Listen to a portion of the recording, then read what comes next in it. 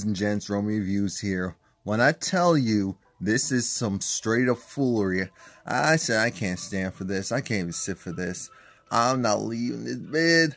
Let me just go and talk about the Real Housewives of Potomac. Season 3, episode. It's only season 3. Wow. Season 3, episode 12. Can't hide from these green eyes. So Gizelle and Robyn, they make it. They make it. Oh, we're so happy that they made it. We're so happy that they made it to the event. No, we're not. No, we're not. Because they made it for this. And Karen quickly kicks them out. And I'm glad that Karen did that. And at least they left without making a huff and a puff. That's out of this whole situation. That's the only points that they get from that. At least they left without much huff and puff. It really irked me because now Charisse and Ashley come outside. I said, Ashley, you didn't have to come outside. See, this is part of the mess that we're talking about. You don't need to be a part of every little thing. But okay, let's go. Gizelle is talking about how she feels a certain way because why would Karen go invite Kendall? We know why Karen invited Kendall. One, because yes, I'm sure they actually are friends, but let's be very clear. It was a petty move. We all acknowledge it was a petty move, but the reason why we're not going at Karen is because Robyn and yourself have been doing some very petty things as well. And just like you said, Karen doesn't know that you broke it off. Well, actually, you and Sherman are no longer together. So she didn't do this as a move of, I'm going to go and just completely spurn Gizelle. She did this as a move of, I'm going to go and invite Kendall because Kendall's giving me good energy. Giselle's been in and out for a while, and that's that. Charisse was talking to, Robyn and Gizelle, and things did take a left because, of course, Charisse feels a certain way of how Robyn's trying to paint this whole thing of, we are friends, and we were friends longer. Why wouldn't you at least make it more of an effort to come to my thing instead of Monique? Now, the reason why she did that, let's be very clear. Even though Charisse said Monique told me about her event prior to really getting the confirmation or maybe a full date from yours, it's a charity thing. It's a charity thing as well. And so then Robyn was trying to say, oh, well, charity, why? So you're going to go and do a charity gala? You'll put that above, an event that your friend is running? And Charisse said, first, I didn't realize how involved you were with the event. Which again confirms with me, how friendly are these ladies with each other for real? That's a big question. That's a big question. That's an important question. How friendly are these ladies with each other for real? Because it just seems like, oh, I don't know. Oh, I didn't realize. Oh, I'm not going on. You know what's really going on? You said some stuff. You did some stuff. I got closer with this other person. And that's what really happened. So I'm sorry, but I confirmed with them first. You're just going to have to get over it. Now, back in the event, let's see. Karen was doing a quick little speech, and then while that was going on, Monique was talking to actually Michael, because Monique said, I put out my check to what is it called? On Hair? Whatever Karen's company is called. And Michael said, no, I actually signed the check directly to the Alzheimer's Society. I'm not doing that witchcraft, brouhaha. I'm going to make sure my money goes to where it's supposed to go. Icon. Her company's name is Icon because Michael made a joke about Icon.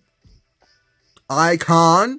My money's not going to get caught up in anything called Icon. Just a little petty. A little petty for the cause. I think we also see that Kendall kind of talked about how, oh, well, Gizelle didn't want to come in and do this and that. Oh, that's fine. That's fine. I mean, this whole thing is just stupid. It's just stupid. Chris and Candace are having a conversation about they need more money. Chris and Candace are putting $20,000. Candace's mother is putting $100,000. And Candace's mother said, you're going to have to go and ask for something from your dad to contribute to this whole shebang. Now, the father is putting up money. It sounds like maybe he's putting up $20,000 as well, or at most. And so when she's talking to her father, she's walking him into this, I need more money. I need more money. And because the mom said essentially she was going to put in the whole 100 if the father put in 50,000. And her dad said no. And I'm happy he said no, because I don't think Candace realizes that this wedding has turned from, aside from that being a lot of money, this wedding has turned from being a celebration of Chris and Candace to being a celebration of a big event and party ran by Candace. Let's just call it what it is. And that's why Chris is over it.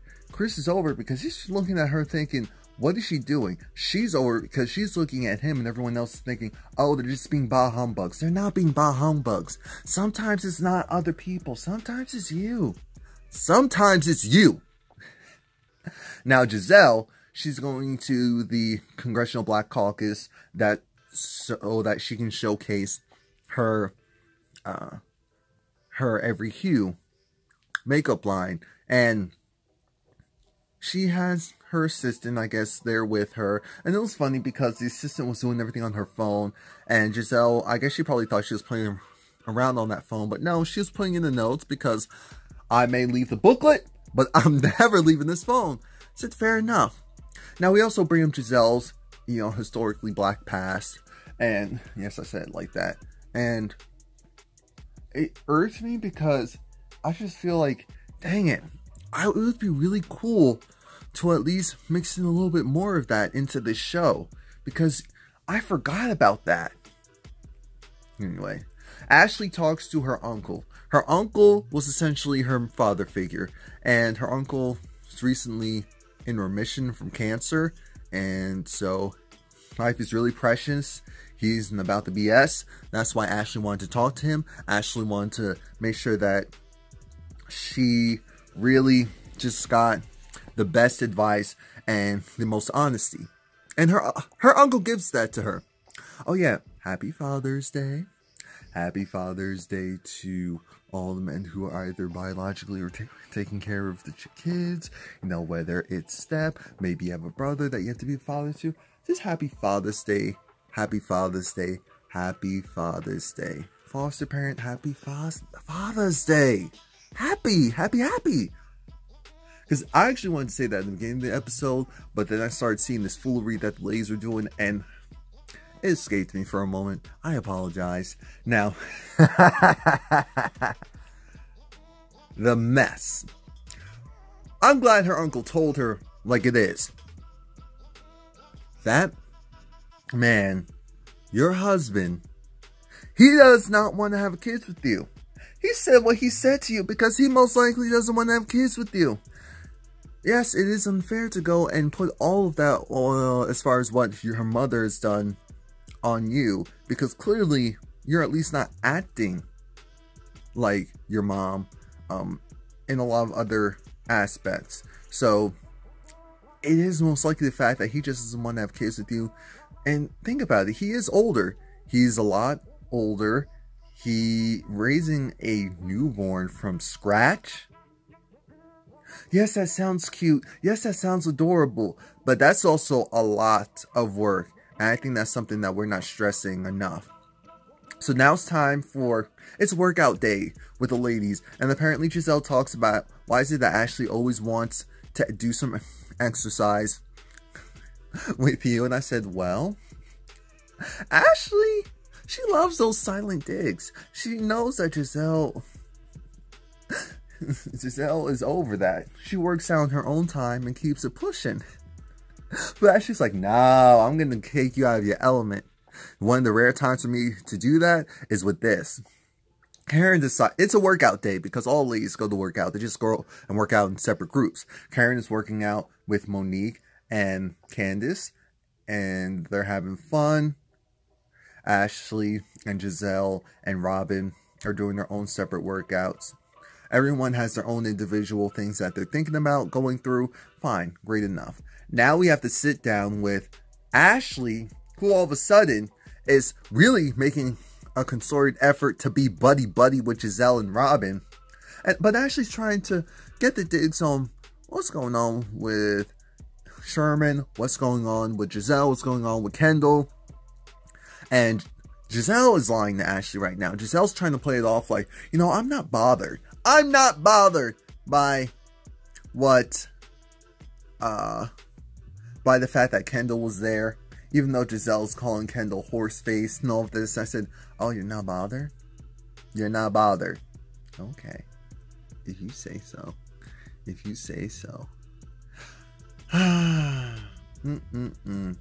And Robyn is talking about Charisse, and again, how Charisse... Well, actually, Charisse calls Robyn and wants to set up a little dinner date with Robyn because Charisse is trying to figure out where they went wrong. And she just felt like it was 2 against 1. And she's right, it was 2 against 1 at that time. It was. Of course Giselle's going to say that wasn't. But, Karen is talking to Monique and Candace and just appreciates them for not playing into the foolishness that the other ladies are playing into. And I'm glad as well, because clearly there's a huge divide. I do appreciate that Monique even said that it was a little much for Karen to go and invite Kendall to that event, even though Karen knows the relationship that Kendall and Gizelle may have because of Sherman.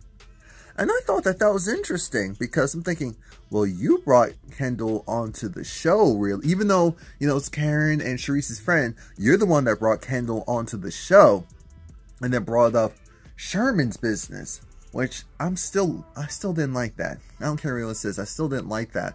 But I can appreciate that even you, I guess, wouldn't take it that extra step to go and do that to Gizelle in the face.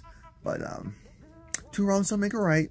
3 rights supposedly make a left. So we'll move on. Candace and Ashley now have a conversation. I'm glad that Candace even sees that, yes, even though Ashley and I are friends, I understand that Ashley acts differently around Gizelle and Robyn versus when she's with everyone else. So I have to treat her accordingly. I said, look at Ashley!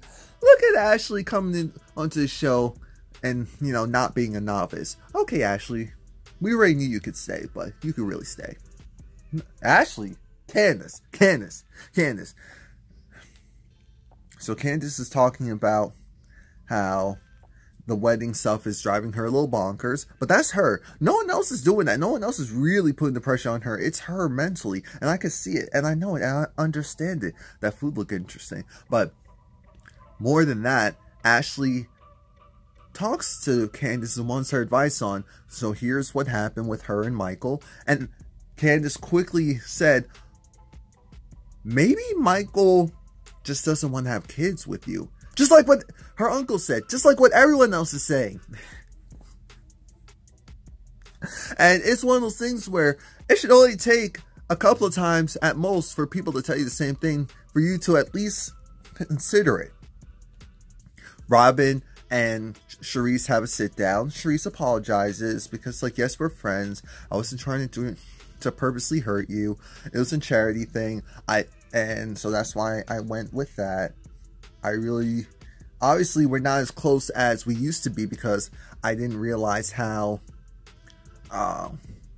involved you were with it. And because the thing is, Charisse didn't seem like she was having a good time at all at Monique's event. And she just already had this energy of, I'm a little bit over Monique. And Robyn will see that. So this conversation is going to be tapered. What's not going to be tapered is this other really important situation of Charisse, again, she's a little bit over Monique. She feels like Monique is coming in, stealing her friends, trying to be this socialite in Potomac.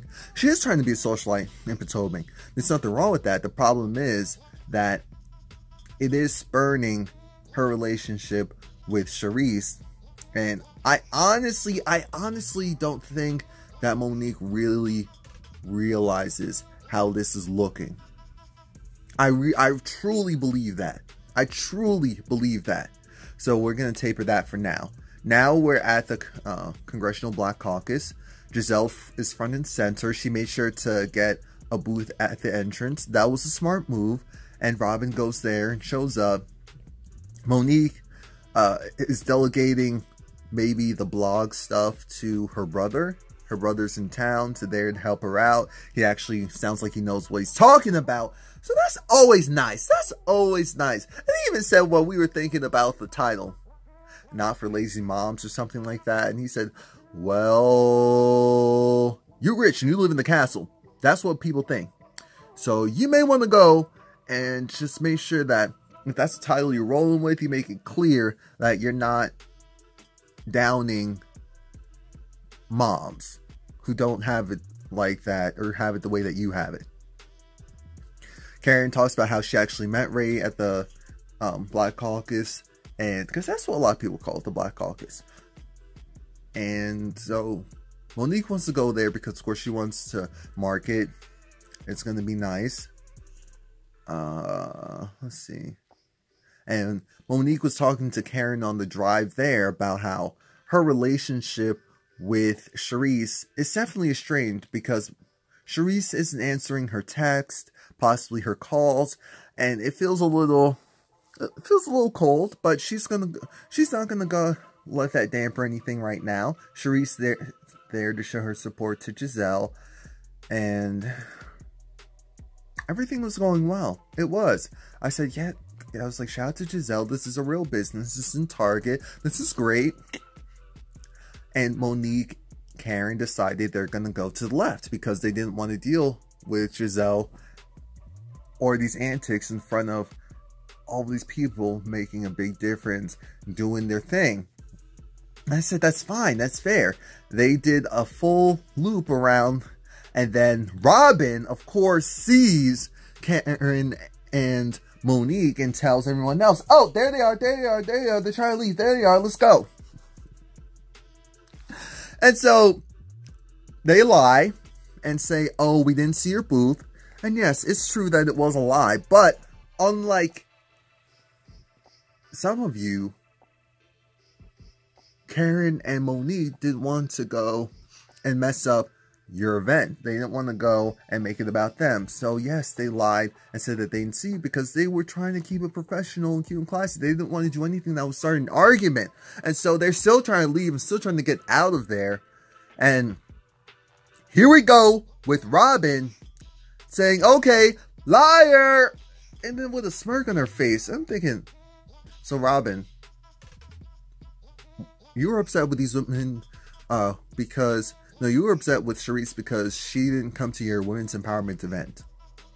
You're at the Congressional Black Caucus and you're doing that. And you actually think it's funny and you actually think it's cute. So now the rest of the ladies are there. Candace comes there and Candace says, yeah, I saw Karen and Monique going one way. And now everyone's reenacting what happened. I'm glad that Candace realizes it's really fake how Charisse is just letting all of this happen and adding to it with regards to her friend Monique. Monique seems to have her back. And I said, you're absolutely right. Gizelle kicks him out because she has to go make some money. And I was irritated because Gizelle looked like she was actually talking to someone. That person wanted to speak to her before the shenanigans happened. And so, oh, come on. Okay, whatever. That's life. Thankfully, I remember the rest of the episode because apparently it didn't record or something. I don't know what happened there. The last thing that happens is 10 hours later, apparently while they were at the after party for the CBC, Chris and Candace got into an argument because Chris was carrying all of Candace's stuff, and Candace wanted him to also carry her purse, which he had no issue doing, but I think he also had to take a phone call, and he just felt really irritated that it's like, I'm trying to do something here, and you're not allowing me to just have this moment I can't carry your purse right now. So he called her, he was like, oh, you're acting like such a spoiled diva, brat, or something like that. Which, of course, is a huge thing for Candace, because that's how a lot of people perceive her. So she was really upset and hurt. So she took off her wedding ring, and she was like, I know it seems small. I understand that it seems small, and I know I sound irrational for being so upset about this, but it's just my particular thing that hurts my particular feelings, because I feel like people don't take me seriously, and they just think I'm a brat, just think that things are just handed to me, and that I don't do anything, you know, to earn it. And my thing is, I understand why she was upset overall, but I'm not gonna go and act like, oh, I just feel like it's the same, because now we find out why he was really irritated to begin with. Now, yes, I don't know when it happened. I don't know if within 10 hours she sent that text message to him, even though they live in the same household. But what I do know is, at some point, whether it was past or around that time, she sent a text message to him because she was upset, and she was like, oh, you know, you're really acting like your deadbeat father right now. I don't think it... So this is the other Candace. This is the Hurricane Candace that we don't see. Because who says... So now she's on camera, and now she had time to think, and she realizes, you know, that was completely wrong to ever compare you to your father who's not even in your life. I said, no, you called him a deadbeat before. You called the man a deadbeat before. You're not gonna go and clean it up on camera by calling it absentee. Say it how you said it before. So she apologizes. He accepts it, gives her a general apology back, and now they're okay. He puts a wedding ring on. But I was kind of happy to see that moment of, so we're not perfect, and this is the other side that you don't see, and that's that. So that's it. Please like, comment, subscribe. I can't even go in too much on Gizelle this episode because Robyn stole the show. She stole the show. She tried to run the show. It was a lot. It was too much, and we're gonna move on. Because how dare you? Women's empowerment. Women's empowerment. Okay. Women's empowerment. Okay. If you say so. If you say so. If you say so.